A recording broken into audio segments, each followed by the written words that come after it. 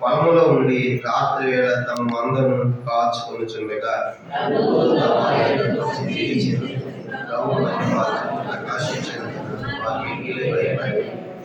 అయితే ఆ దూత భయపడబడి, ఇదిగో ప్రజలందరికీ కలుగుపోవు మహా సంతోషకరమైన సువర్తమానము నేను మీకు తెలియజేస్తున్నాను.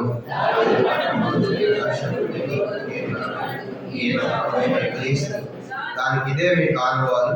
ఒక శిశువును కొత్తగుడ్డలతో చుట్టబడి ఒక తొట్టిలో పండుకుంటే మీరు చూచేదనని వారితో చెప్పాను. సర్వోన్నతమైన స్థలంలో దేవునికి మహిమయు, ఆయన ఇష్టమైన మనుషులకు భూమి మీద సమాధానం కలుగును కాకని దేవుని స్తోత్రము చేయించున్నాను. ప్రార్థన. పరలోకమందున్న మా తండ్రి, పరిశుద్ధ దేవ, మీ స్తోత్రాలు. ఉదయకాల సమయంలో పాట ద్వారా మీ నామాన్ని మహిమపరుచుకున్నారు. అందుకే మీ వందనాలు. తిరిగి ప్రభావ సమయంలో చదవబడిన వాక్య లూకాసు వార్త 8వ అధ్యాయం 20 నుంచి 14 వచనాల వరకు స్తోత్రాలు. దైవవారి ఉదయకాలము గొర్రె కాపర్లు వారి యొక్క ఆరాధన, అది వారిని ఎలా ఎన్నుకున్నావో, ఎలా ప్రేమించావు అనే సంగతులు మేము చూడబోతుండగా ఈ యొక్క వాక్యం ద్వారా వేరే మాతో మాట్లాడి వేరే మహిమ పొందమని, మా అందరి కోసం వాటిని అనుగ్రహించి వేరే మహిమ పొందవలసిందిగా ప్రార్థిస్తూ ఐదాసనాన్ని కూడా వేసులు సాటం మరుగుపరిచి వేరే మహిమ పొందమని యేసుక్రీస్తు వారి పరిశుద్ధమైన నామములో ప్రార్థన చేసి స్తుతించి అతి వినయముగా వేడుకుంటున్నాము తండ్రి. ఆమేన్. ఇక్కడ మనం చదువుకున్నటువంటి వాక్య భాగము లూకాసు వార్త 2వ అధ్యాయము 8 నుంచి 14 వచనాలు మనం చదువుకున్నాం. తర్వాత మరొక మాట కూడా చదువుదాం. 4వ అధ్యాయం లూకాసు వార్త 4వ అధ్యాయము మనం గమనించామంటే 4వ అధ్యాయము 18వ వచనం కూడా అందరం కలిసి చదువుకుంటాం. 18, 19 వచనాలు లూకాసు వార్త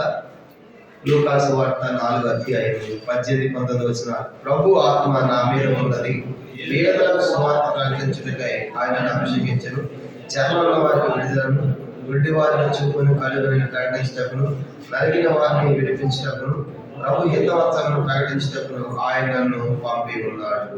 18వ వచనంలో పేదలకు సువార్త ప్రకటించుటకై ఆయన నన్ను అభిషేకించను. యేసు ప్రభువు లోకానికి వచ్చింది పేదలకు సువార్త ప్రకటించాలి. పేదలైన వారి వరకు ఆయన లోకానికి వచ్చినట్టుగా మనం చూస్తాం.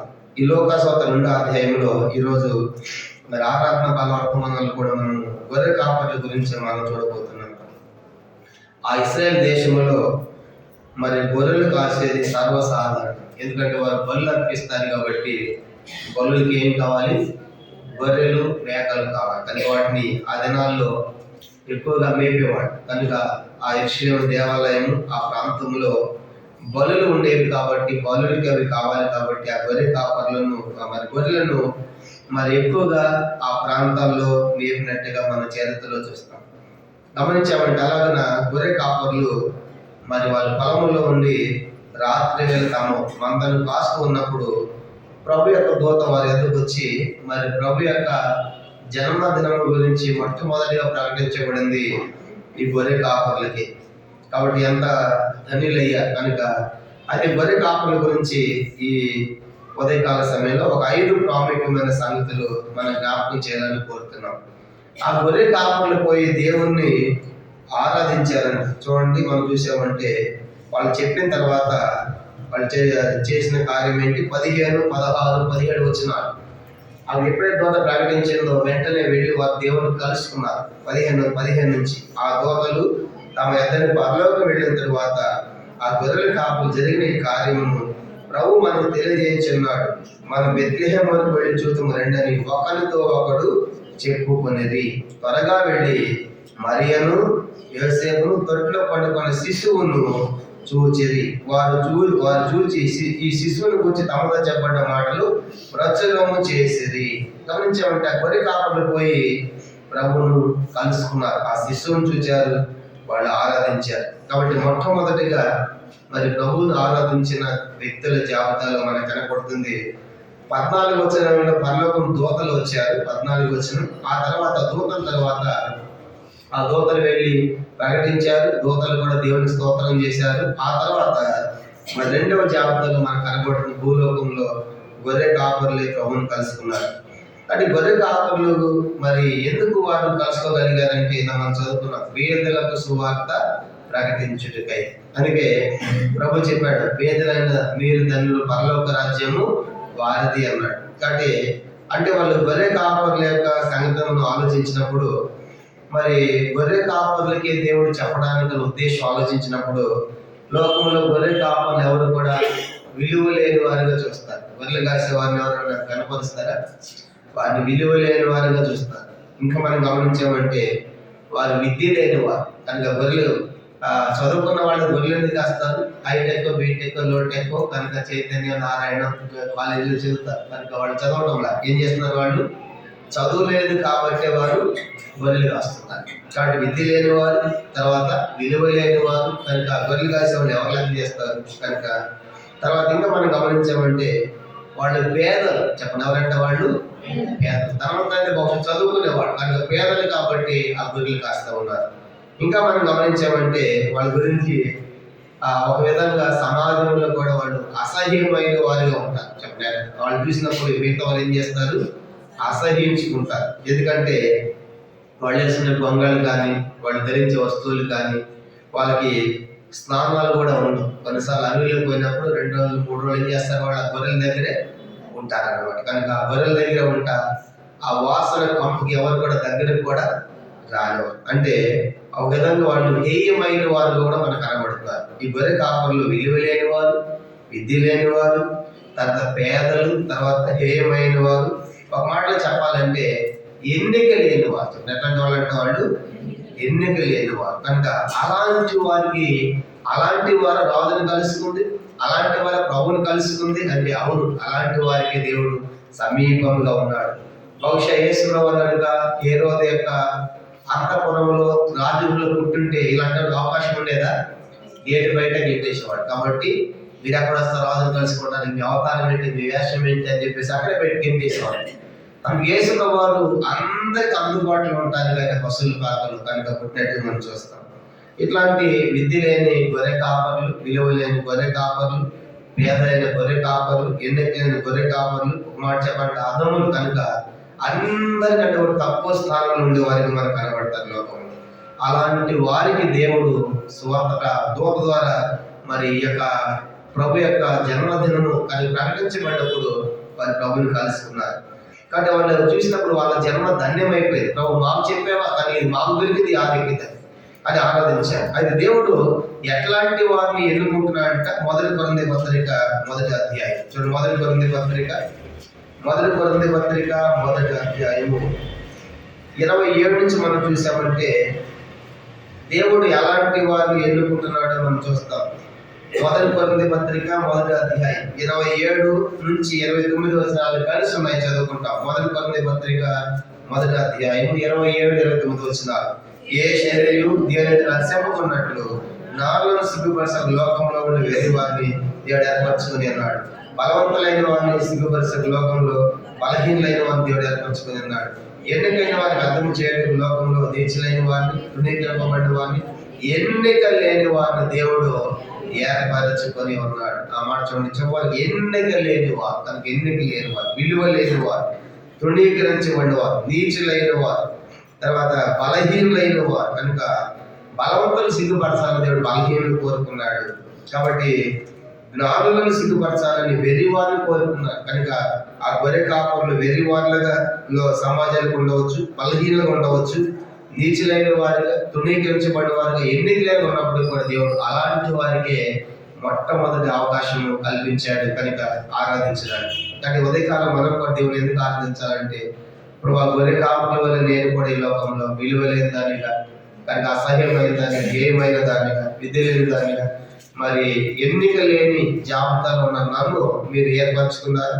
దాన్ని కోరుకున్నందుకే మీ స్తోత్రం అని దేవుని మనం వెలుగెత్తి ఆరాధించాలి. ఇది మొదటి కారణం. గొర్రె కాపరులు ఎందుకు దేవుని ఏమని ఆరాధించి ఉంటారు ఇళ్ళకు? కనుక మేము విలువ లేని వారు, హేయమైన వారు, విద్య లేని వారు, పేదలము, ఎన్నిక లేని ఇలాంటి మాకు ఇలాంటి నీ భాగ్యం దొరికిందని వారి దేవుని ఎలుగెత్తి ఆరాధించి ఉంటారు. కాబట్టి ఉదయకాలం మనం కూడా అదే జాబితాలో ఉన్నాం. ఎన్నిక లేని మనలను దేవుడు ఏర్పరచుకున్నందుకు కాను ఈ ఉదయకాలం ప్రభు మనము ఆరాధించాలి. ఇది మొదటి సంగతిగా మనం జ్ఞాపకం చేయబడింది. రెండవది లోకాసు వార్త 2వ అధ్యాయం. ఇంకా గొర్రె కాపుల గురించి ఆలోచించినప్పుడు లోకాసు వార్త 2వ అధ్యాయం 8వ వచనంలోనే రాయబడింది, ఆ దేశంలో కొందరు గొర్రెల కాపులు పొలములో ఉండి రాత్రి వేళ తమ మందలను కాచుకొనుచుండగా అని రాయబడి. అంటే రెండోది మనం గమనించామంటే వాళ్ళు ఎక్కడ ఉన్నారంట? పొలములో ఉన్నారు. కనుక పొలములో ఉన్నారు కాబట్టి ఆ పొలములో గొర్రెల చుట్టూ కూడా ఫెన్సింగ్ చిన్న కంచె లాంటిది వేసి, ఎక్కడ గొర్రెలు ఉంటాయి అక్కడ సింహాలు ఉంటాయి కనుక తోడేళ్ళు వస్తాయి, వాటిని కాపాడుకుంటానికి చిన్న ఫెన్సింగ్ లాంటి ఏర్పాటు చేసి వాళ్ళు అక్కడే పడుకుంటారు. ఆ గొర్రె కాపాడు ఒక చిన్న దీపాన్ని అంటిస్తారు. ఆ దీపం ఉంటే మిగతా జంతువులు ఏమి రావని. అలాగే వాళ్ళు ఆ పొలంలో ఉన్నటువంటి సందర్భాన్ని మనం చూస్తాం. పొలంలో ఉండటం పొలం దేని తెలియజేస్తా ఉంది? మత్తయి సువార్త 13వ అధ్యాయం. మత్తయి సువార్త 13వ అధ్యాయం 38వ వచనము ఇలా రాయబడింది. మత్తయి సువార్త 13వ అధ్యాయం 38వ వచనం, పొలము లోకము. అందరు చెప్పండి, పొలము లోకము. పొలం అంటే ఏంటంట? లోకం. అంటే ఈ గొర్రె కాపర్లు లోక సంబంధాలుగా ఉన్నారు కనుక లోకంలో ఉన్న వారిగా మనకు కనబడుతున్నారు కనుక లోకంలో ఉన్నవారు. కానీ మనం కూడా ఎవరు అంటే ఒకప్పుడు లోక సంబంధాలమే. యేసు అన్నాడు, మీరు కింది వారు, నేను పైవాడను అని చెప్పాడు. కనుక మీరు లోక సంబంధులు అయితే లోకములో నుండి నేను మిమ్మల్ని ఏర్పరచుకొని ఉన్నాను అని ప్రభు సెలవిచ్చాడు. కానీ మనం గమనించామంటే ఆ రెండవది వారు లోకములో ఉన్నారు. ఇప్పుడు లోకములో ఉన్నటువంటి వారు ఎక్కడ వచ్చారంటే పశువుల పాకలకు వచ్చారు. లోకంలో ఎక్కడ వచ్చారంటే వాళ్ళు పశువుల పాక. ఇప్పుడు పశువుల పాకే వాళ్ళకి ఆరాధన మందిరం కనుక ఎందుకు పశువుల పాక ఆరాధన మందిరం అంటే దేవుడు ఎక్కడ ఉంటే అదే ఆరాధన మందిరం, అదే ఆరాధన స్థలం. కానీ మనుషులు లేకపోవచ్చు, ఇలాంటి లైటింగ్లు బిల్డింగ్లు డెకరేషన్ లేకపోవచ్చు, దేవుడు ఎక్కడ ఉంటాడో అదే మందిరం, అదే ఆరాధన స్థలం. అందుకే యాకోబు కూడా ఆది కాడు 8వ అధ్యాయం పారిపోతా ఉన్నప్పుడు అన్నను మోసం చేసి ఆ రాత్రి ఒక రాయి పెట్టుకున్నాడు, తలగడ చేసుకున్నాడు. ఒక దర్శనం వచ్చింది, నిచ్చిన మీద లోకలు ఎక్కువ దిగుతూ ఉన్నారు. అప్పుడు లేచిన తర్వాత కాలం వెళ్ళుకున్నాడు, ఇది మందిరం అని చెప్పేసి నూనె పోసి ఒక రాయి పెట్టి అక్కడ ఇది మందిరం అని ప్రతిష్ఠించాడు. అక్కడ మందిరం అని చెప్పాడు కానీ యాకోబు అక్కడ మందిరము లేదు, బిల్డింగు లేదు, ప్రజలు లేరు, ఇలాంటి ఏమీ లేవు. కానీ అక్కడ ఎవరున్నారు? దేవుడు ఉన్నాడు. కాబట్టి ఇక్కడ కూడా ఇప్పుడు పశువుల లోకంలో ఉన్నటువంటి వారు ఎక్కడ వచ్చారంటే వాళ్ళు పశువుల పాపలకు వచ్చినట్లుగా మనం చూస్తాం. అంటే ఆ లోకంలో ఉన్నటువంటి మనుషులు పశువుల పాపలు ఉన్న ప్రభువుకు దగ్గరగా తీసుకొని రాబడినట్లుగా మనం చూస్తాం. అంటే లోకం నుండి వాళ్ళు వేరైన వారిగా మనకు కనబడుతున్నారు. లోకము నుండి వేరే ఇప్పుడు వాళ్ళు పశువుల పాక దగ్గరికి వచ్చారు. ఇప్పుడు మనల్ని కూడా లోకంలో నుండి లోక సంబంధమైన వాటిలో నుంచి మనం వేరు చేసి మనం దేవుని మందిరానికి మరి ఆయన సమీపంగా చేసినందుకు మనం దేవుని ఆరాధించాలి. ఇది రెండవ ప్రాముఖ్యమైన సంగతిగా మనం చూస్తాం. ఇక మూడో విషయం మనం చూసినప్పుడు లోకాసు వార్త 2వ అధ్యాయం చూడండి. లోకాసు వార్త 2వ అధ్యాయము 8వ వచనం, ఆ దేశంలో కొందరు గొర్రెల కాపరులు పొలములో ఉండి రాత్రి వేళ తమ మందను కాచుకొనుచుండగా. అది సమయం కూడా చెప్పబడుతుంది. అది ఏ సమయం అంటే అది రాత్రి వేళ కనుక, రాత్రి వేళ అనగా చీకటి కనుక చీకటిలో ఉన్నారు.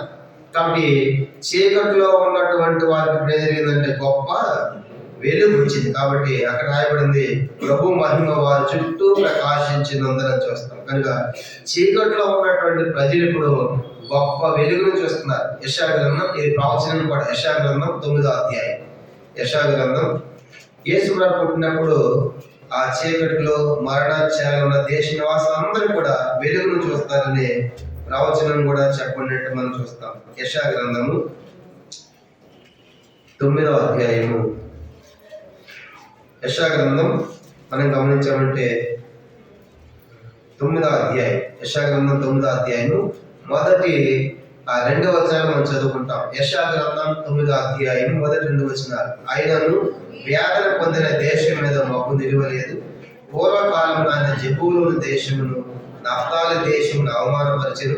అంత్యకాలమైన సముద్ర ప్రాంతము అనగా యోర్దాను అద్దరిని అన్య జనుల గల్య ప్రదేశమును మహిమ గలదానిగా చేయుచున్నాడు. చీకట్లో నడిచే జనులు గొప్ప వెలుగును చూచున్నారు. మరణఛాయ దేశ నివాసుల మీద వెలుగు ప్రకాశించు. కాబట్టి ఒకప్పుడు ఆ ప్రాంతాలు అవమానకరంగా ఉన్నాయి, చీకట్లో ఉన్నాయి. అలాంటి సముద్ర తీర ప్రాంతాలన్నీ కూడా ఇప్పుడు యోర్దాను అంతలో అన్ని ప్రాంతాలన్నీ కూడా ఆ గల్లీ ఆ ప్రదేశాలన్నీ కూడా మహిమ గల ప్రదేశంగా చేయబడుతున్నాయి. కారణం ఏంటంటే మహిమ దేవుడు అక్కడ పుట్టాడు. అందుకే చీకట్లో ఉన్నటువంటి ఆ జనులు ఏం చూస్తున్నారంటే వాళ్ళు గొప్ప వెలుగును చూశారు. కనుక మరణంలో ఉన్నారు. కనుక మరణం నుంచి విడిపించడానికి ఆ ప్రభు వచ్చాడు. కాబట్టి ఇప్పుడు వారి చీకట్లో ఉన్నటువంటి ఆ గొర్రె కాపర్లు గొప్ప వెలుగును చూసినట్లుగా మనం చూస్తాం. కానీ ఇప్పుడు వారు చీకటి సంబంధాలుగా ఉన్నారు. ఎప్పుడైతే ప్రభు జన్మించాడో వారి జీవితాలు మారిపోయినాయి. ఇప్పుడు వారి చీకటి సంబంధాలు కాదు, వారు ఇప్పుడు వెలుగు సంబంధాలు. అందుకే మనం కూడా ఒకప్పుడు ఎట్లా ఉన్నామంటే కొలసీ పత్రిక మనం కూడా ఒకప్పుడు అంధకారంలో ఉన్నాం, చీకట్లో ఉన్నాం. కొలసీ పత్రిక 1వ అధ్యాయము 13వ వచనం. కొలసీ పత్రిక 1వ అధ్యాయము 13, 14 వచనాలు మనం చదువుకుంటాం. కొలసీ పత్రిక 1వ అధ్యాయం 13, 14 వచనాలు. ఆయన మనలను అంధకార సంబంధం అధికారంలో విడుదల చేసి తాను ప్రేమించిన తన కుమారుని యొక్క రాజ్య నివాసులుగా చేశారు. ఆ కుమారుని యందు మనకు విమోచన అనగా పాప క్షమాపణ కలుగుచున్నది. కాబట్టి ఆయన మనలను అంధకార సంబంధమైన అధికారంలో విడుదల చేసి, కనుక ఒకప్పుడు మనం కూడా అంధకారం, చీకటి అధికారం కనుక చీకట్లో ఉన్నాం. అలాంటి మనలను దేవుడు విడుదల చేసి ఇప్పుడు గొప్ప వెలుగులు తీసుకొచ్చాడు. కానీ యేసు నమ్ముకున్న వాళ్ళందరూ వెలుగు సంబంధులు. కనుక వెలుగు సంబంధులు. యోహాను సువార్త 12వ అధ్యాయం. యేసు వారి లోకానికి వెలుగుగా వచ్చాడు. యోహాను సువార్త 12వ అధ్యాయము 46వ వచనం. ఎందుకని లోకానికి వెలుగు వచ్చాడంటే చీకట్లో ఉన్న ప్రతి వాడు కూడా వెలుగులోనికి రావాలి. యోహాను సువార్త 12వ అధ్యాయము 46వ వచనం. అందరూ కలిసి, నా యందు విశ్వాసం ఉంచి ప్రతి వాడు చీకటిలో నిలిచి ఉండకున్నట్లు నేను ఈ లోకమునకు వెలుగుగా వచ్చాను. ఎవరు యేసును నమ్ముతున్నారు, ఆయన విశ్వాసం ఉంచారు, ఇప్పుడు వాళ్ళంతా చీకట్లో ఉంటారంట. ఎక్కడుంటారు వాళ్ళు? వెలుగు సంబంధం. కనుక వెలుగు సంబంధాలుగా చేయబడుతున్నారు. కాబట్టి అందుకే 36వ వచనం కూడా ఇదే 12వ అధ్యాయము 36 కూడా చూడండి. 12:36. మీరు వెలుగు సంబంధులు అగునట్లు మీకు వెలుగుండగానే వెలుగున్నది విశ్వాసం ఉంచిన వారితో చెప్పింది. కింద వెలుగు కుమారులు. ఎవరు వెలుగు కుమారులు? యేసు విశ్వాసం ఉంచిన వారు వెలుగు సంబంధులు, వెలుగు కుమారులు. కానీ వాళ్ళు గొర్రె కాపరులు చెప్పింది విన్నారు. వెంటనే ఆ చీకటి బ్రతుకుల్లోంచి వాళ్ళు వెలుగును చూశారు. కనుక వెలుగును చూసి వెలుగైన ప్రభువును వాళ్ళు ఆరాధించినట్లుగా మనం చూస్తాం. కాబట్టి అంత అద్భుతమైనది. కాబట్టి ఆ యొక్క వెలుగును ఆ చీకటి వారి చీకటి బ్రతుకులు ఇప్పుడు వెలుగుమయంగా చేయబడ్డాయి. అందుకే వాళ్ళు పోయి ప్రభుని ఆరాధించారు. ఇది 3వ సంగతిగా మనం జ్ఞాపకం చేసుకుంటాం. ఇప్పుడు 3 సంగతులు చూస్తే మొదటిది గొర్రె కాపరులు, విలువ లేని వారు, హేయమైన వారు, విద్య లేని వారు, పేదలు, ఎన్నిక లేని వారు. అలాంటి వారిని కోరుకున్నాడు. ఎన్నికలని మనలో కూడా కోరుకున్నది మనం ఆరాధించాలి. 2వ సంగతి మనం చూసే వారు బలము లోకములో ఉన్నారు. ఇప్పుడు ప్రభు వారు దూత వారి దగ్గర లోకము నుండి వారు వేరే ఈ పశువులు పాపొచ్చినట్టుగా మనం చూస్తాం. 3వది వారు చీకటిలో ఉన్నారు. చీకటిలో ఉన్నటువంటి ప్రజలు ఇప్పుడు ఎక్కడికి వచ్చారంటే మన గొప్ప వెలుగులో తీసుకున్నపడ్డారు. మనకు దేవుడు మన చీకటి ప్రజలను పోగొట్టి మన అంధకారాన్ని తొలగించి చీకటి తొలగించి వెలుగులో తీసుకొచ్చాడు. కాబట్టి వెలుగు సంబంధాలుగా మన ప్రభుని ఆరాధించాలి. 3వది. 4వ సంగతి చూద్దాం. లోకాసువార్త 2వ అధ్యాయం. లోకాసువార్త 2వ అధ్యాయము 9వ వచనం. లోకాసువార్త 2వ అధ్యాయము 9వ వచనం. అందరికి కలిసి, ప్రభు దూత వారి ఎద్దకు వచ్చి నిలిచెను. ప్రభు మహిమ వారి చుట్టూ ప్రకాశించినందున వారు మిక్కిలి భయపడేది. కానీ వాళ్ళు ఇప్పుడు 4వ సంగతి భయములో ఉన్నారు. ఆ గొర్రె కాపరులు ఎప్పుడైతే ఆ దూత వారి చుట్టూ ప్రకాశించిందో వాళ్ళు ఎట్లా ఉన్నారంట? భయపడుతున్నారు, భయములో ఉన్నారు. అంటే మరణాంధకారంలో ఉన్నారు. అందుకే మరణఛాయ దేశ నివాసుల మీద వెలుగు ప్రకాశిస్తారు అని మనం చదువుకున్నాం. కానీ ఇప్పుడు వాళ్ళు చీకట్లో ఉండటమే కాకుండా చీకట్లో వాళ్ళు భయములో ఉన్నారు, భయపడుతున్నారు. అందుకే ఆ దూత ఏమంటుంది? 10వ వచనం. అయితే ఆ దూత భయపడకుడి. చూసారా ఏమంటున్నాడు? మీరు భయపడుతున్నారు, మీరు భయపడాల్సిన పని లేదు, భయపడవద్దు. కనుక ఈ భయపడద్దు అనే మాట బైబిల్లో 366 సార్లు రాయబడింది. అంటే ప్రతి దినము కూడా దేవుడు మనకి ఇచ్చే అభయహస్తం ఏంటంటే భయపడవద్దు, భయపడవద్దు. కానీ వాళ్ళు భయములో ఉన్నారు. కానీ మనుషులందరూ కూడా ఒక భయం అయితే ఉంది. లోకంలో ఎన్నో భయాలు ఉంటాయి. చూడండి, మనం గమనించామంటే ఒక్కొక్కళ్ళకి ఒక్కొక్క వ్యక్తికి ఒక్కొక్క భయం ఉంటుంది. ఒక్కొక్క వ్యక్తికి ఒక్కొక్క భయం. మనం గమనించామంటే సింహాన్ని చూస్తే భయం, కొల్లేరు చూస్తే భయం. ఇవన్నీ జనాలు అందరికీ ఉండేవి. కానీ కొంతమంది పిల్లిని చూస్తే కూడా ఏమని చెప్పరు, కొంతమందికి భయం. పిల్లిని చూసి భయపడే వాళ్ళు ఉంటారు. పిల్లి టమ్మో నేను రాను అంటారు. చూసారా, కనుక చిన్న చిన్నవి కూడా అట్లాగా ఎంతో మంది. ఒక ఆయన, మరి ఆ వ్యక్తి ఒక రాజు ఉన్నాడు. ఇంగ్లాండ్ దేశంలో ఒక రాజు ఉన్నాడు. ఆయన గులాబీ పువ్వు చూస్తే భయపడతాడు. చెప్పండి, ఆయనకి ఏం భయం? అంటే ఆ తోటలో కానీ ఎక్కడ కానీ గులాబీ పువ్వు కనపడదని వీల్లేదు. ఆ గులాబీ చూస్తే భయపడతాడు. ప్రపంచం అంతా జయించాడు, ఎన్ని యుద్ధాలు చేశాడు. కానీ భయం ఏంటంటే గులాబీ పువ్వు అంటే ఆయన భయం. ఆ రోజు పువ్వు చూశారంటే భయపడతాడు అనమాట. అలాంటిది. తర్వాత జర్మనీ దేశంలో, జర్మనీ ఫ్రాన్స్ కనుక ఆయన పరిపాలించాడు. ఆయన గొప్ప విజయాలు సాధించాడు. కనుక ఆయన కూడా ఏమంటే భయం అంటే పిల్లి అంటే భయపడ్డాడు. నేను ఆయనకి పిల్లి కనుక ఎన్నో యుద్ధాలు చేసిన వాడు పిల్లి అంటే భయపడుతున్నాడు. పిల్లి అంటే భయం అనేది, పులి అంటే భయపడాలి, కరుస్తుంది వాడు. సింహం అంటే భయపడాలి, కానీ పులి అంటే భయం. అంటే మనిషికి చూడండి రకరకాల భయం. కొంతమంది చీకటి అంటే భయం, కనుక మన అమ్మని చీకటి బయటికి కాదు. ఇలా మనిషికి ఎన్నో రకాల భయాలు ఉన్నాయి. ఇక్కడ చేయక్కమంటే భయం లేని వాడు ఒక్కడ ఉన్నారంటే ఒక్కరు లేదు, అందరికీ భయాలు ఉన్నాయి. సరే, ఎన్ని కామన్ ఉండే భయాలు. ఒక భయం అయితే కంపల్సరీ అందరికీ ఉంటుంది. ఏ భయం చెప్పండి? అది మరణ భయం. నువ్వు చనిపోయే దగ్గర పడుతుంది. రేపు చనిపోతాం అన్నారు అనుకోండి, ఈ రోజే హార్ట్ అటాక్ వచ్చేస్తాం. మరి రేపు ఒక్కరోజు అయితే టక్కుని ఇప్పుడు తెచ్చిపోతాం. అంటే ఏ భయం ఉన్నా లేకపోతే ప్రతి మనిషికి మాత్రం ఏ భయం ఉంది? మరణ భయం. అది మరణ భయం. కనుక మరణిస్తాం అంటే నేను చనిపోకూడదు, ఇంకా బ్రతకాలి ప్రతి మనిషి కోరుతారు. అందుకే వారు రక్త మాంసాలతో వచ్చి ఆ మరణ భయాన్ని కలిగించాడు. హెబ్రీ పత్రిక 2వ అధ్యాయం. హెబ్రీ పత్రిక 2వ అధ్యాయం చూడండి, 14-15 వచనాలు కలిసి మనం చదువుకుంటాం.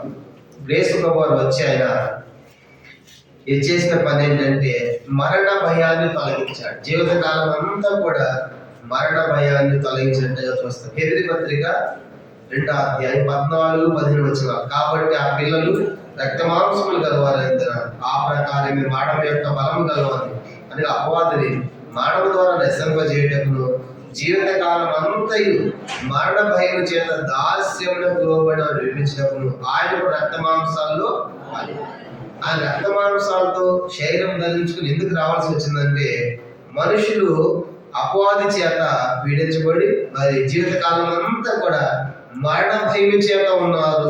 మరణ భయం చేత కానీ ఇప్పుడు మరణ భయం దాస్యంలో విడిపించాలని కానీ యేసు వారు ఆ మరణ భయాన్ని ఎట్లా తొలగించాడంటే ఆయన మరణించి మరణాన్ని ఓడించాడు. ఇప్పుడు ఆయన మరణం ఏం చేశాడు? మరణమును ఓడించాడు. అపోస్తలుల కార్యము 2వ అధ్యాయం. మరణము ఆయనను బంధించి ఉంచలేకపోయింది. అపోస్తలుల కార్యము 2వ అధ్యాయము. అపోస్తలుల కార్యము 2వ అధ్యాయం మనం గమనించామంటే ఆవిడ మనం చదువుకుంటాం. 24 వచనం. అపోస్తలుల కార్యములు 2వ అధ్యాయం 24 వచనం. మరణము ఆయనని బంధించి ఉంచుట అసాధ్యం కనుక దేవుడు మరణ వేదనలను తొలగించి ఆయనను లేపేది.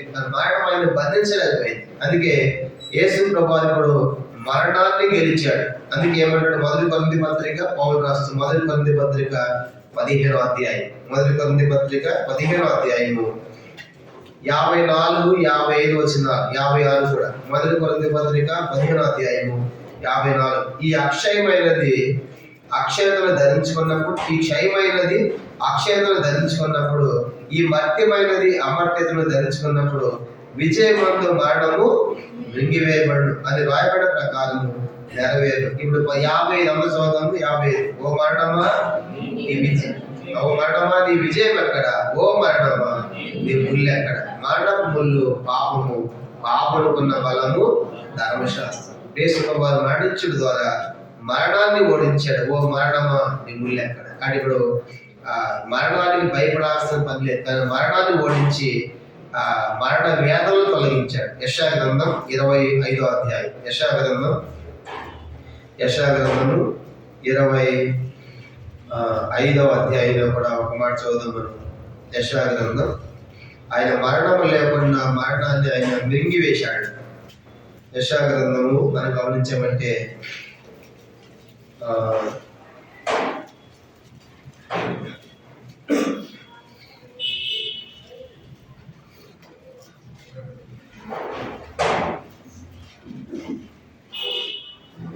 యెషయా గ్రంథం 25వ అధ్యాయము 2వ అందరూ కలిసి, మరెన్నడూ ఉండకుండా మరణమును ఆయన మింగివేయి, ప్రభువైన యెహోవా ప్రతి వారి ముఖం మీద పాప బిందువును తుడిచింది. మరెన్నడూ ఉండక మరణాన్ని మింగివేశాడు. ఆయన మరణించి మరణ వేదనలు మరణ భయాలు కలిగించాడు. కాబట్టి ఉదయకాలం ఎందుకు ఆరాధించాలంటే మన భయములన్నీ కూడా వాటి ఈరోజు యేసుప్రభువుని నమ్మిన వారికి ఏ భయం లేదు చెప్పండి?